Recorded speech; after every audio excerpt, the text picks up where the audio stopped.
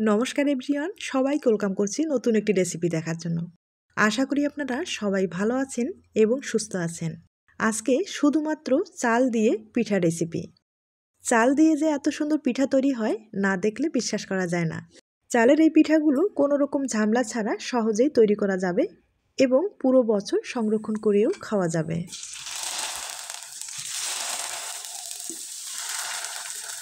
চলুন এবার মূল রেসিপিতে যাওয়া যাক। চাল প্রায় এখানে 200 গ্রামের মতো ব্যবহার করলাম। আর এটা আতপ চাল। চালটা আগে থেকেই আমি 4-5 ঘন্টার মতো ভিজিয়ে রেখেছিলাম। চালটা কিন্তু অনেকটাই নরম হয়েছে। এখন ব্লেন্ডারে খুব ভালোভাবে একটা পেস্ট তৈরি করে নেব। তবে আপনারা চাইলে সিদ্ধ চাল দিয়ে সহজেই এই ধরনের পিঠাগুলো তৈরি করে নিতে পারেন। অনেক সময় দেখা যায় আতপ চাল অথবা চালের গুঁড়োটা হাতের কাছে থাকে না, তাই আপনারা সিদ্ধ চাল দিয়ে কিন্তু এই ধরনের পিঠাগুলো সহজে তৈরি করে নিতে পারেন। আর সিদ্ধ চালটা কিন্তু প্রায় 10 হইতে 15 ঘন্টার মতো ভিজিয়ে রাখতে হবে। এরপরে ব্লেন্ডারে পেস্ট তৈরি করে নিতে হবে, অথবা পাটায় বেটেও কিন্তু চালের পেস্টটা তৈরি করে নিতে পারেন। আর পেস্টটা তৈরি করার পরে অবশ্যই কিন্তু চেলে নিতে হবে। চালের পেস্টটা আমি 2 বারে ভালোভাবে ব্লেন্ড করে নিলাম। তবে যত ভালোভাবে পেস্টটা তৈরি করেন অনেকটাই কিন্তু দানা থেকে যায়, তাই অবশ্যই চেলে নিতে হবে।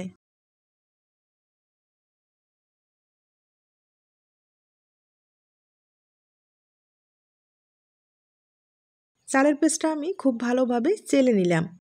এবার এখানে জল দিয়ে দিতে হবে। আর চালের পেস্টটা কিন্তু পাতলা করে তৈরি করে নিতে হবে, ঘন করা যাবে না। এবার খুব ভালোভাবে মিশিয়ে নিতে হবে। এখন আমি স্বাদ মতো লবণ দিয়ে দিব। লবণের পরিমাণটা কিন্তু একবারে কম করে দিতে হবে। এরপরে আবারও খুব ভালোভাবে মিশিয়ে নেব। আর এখন আপনাদের ঘনত্বটা দেখিয়ে দিচ্ছি।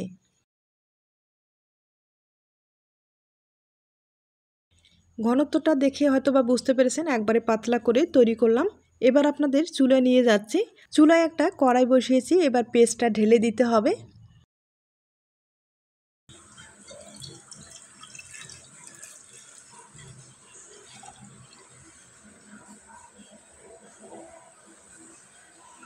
এবার খুব ভালোভাবে নেড়েচেড়ে নিতে হবে। নাড়াচাড়া কিন্তু কোনো অবস্থায় বন্ধ করা যাবে না।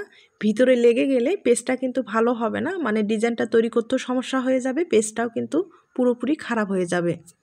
আর চুলার আঁচটা একবারে কম করে দিতে হবে। চালের পেস্ট খুব তাড়াতাড়ি কিন্তু ঘন হয়ে যাবে, সেই দিকেও লক্ষ্য রাখতে হবে।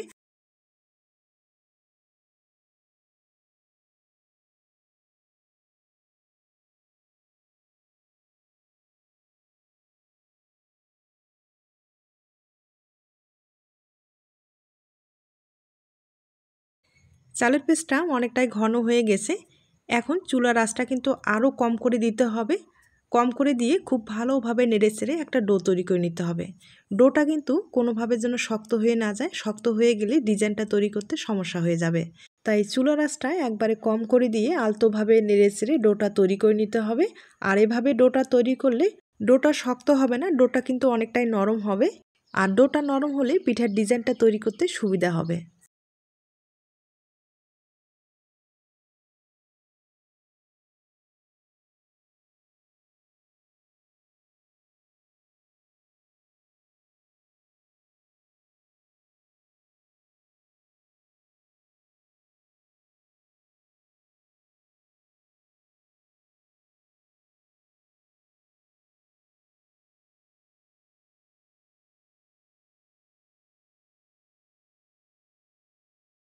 ডোটা আমি খুব ভালোভাবে তৈরি করে নিলাম।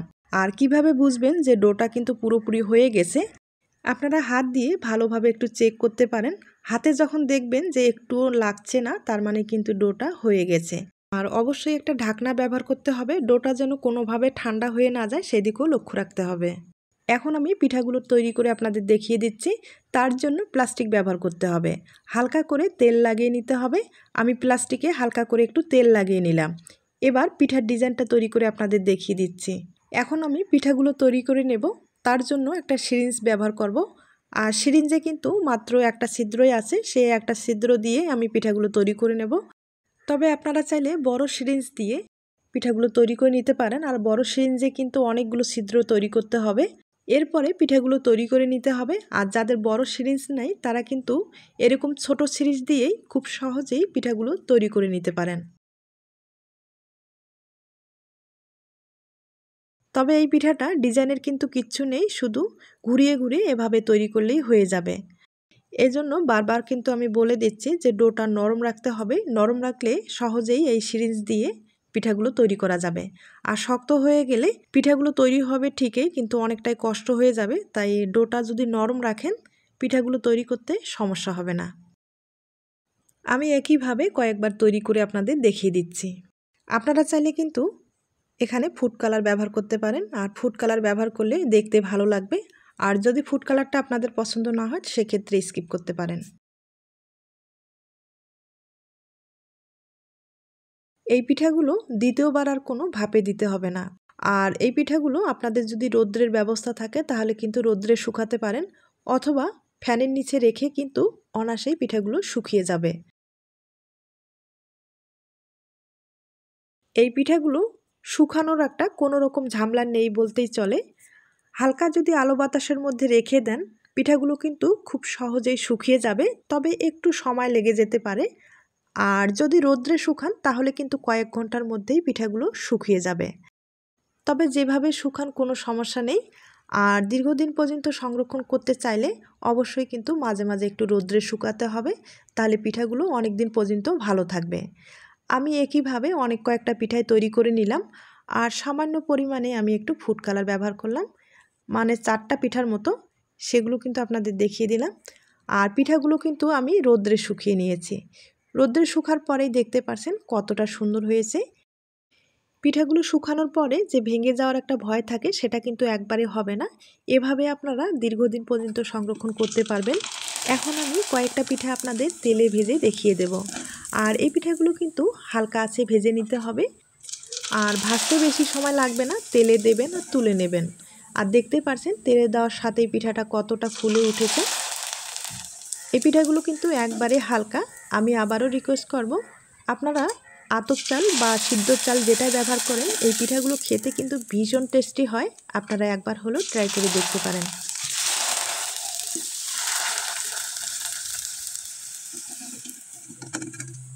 আমি আপনাদের কয়েকটা পিঠা ভেজে দেখিয়ে দিলাম। এবার একটা পিঠা ভেঙে দেখিয়ে দেব। তার আগে থেকেই আমি একটু গুড়ের শিরা তৈরি করে রেখেছি। এই পিঠাগুলো কিন্তু গুড়ের শিরা যদি দেওয়া যায় খেতে ভীষণ টেস্টি হবে। আপনারা এভাবে একবার হলো খেয়ে দেখবেন। এখন একটা পিঠা আমি ভেঙে দেখিয়ে দিচ্ছি। তার আগে ছোট্ট একটা রিকোয়েস্ট থাকবে, পিঠার এই রেসিপিটি আপনাদের কাছে যদি ভালো লেগে থাকে বা আপনার কোনো উপকারে আসতে পারে তাহলে একটা লাইক দিতে পারেন। তাহলে আজ এ পর্যন্ত, নতুন কোনো রেসিপির সাথে আবার দেখা হবে। সবাই ভালো থাকবেন এবং সুস্থ থাকবেন।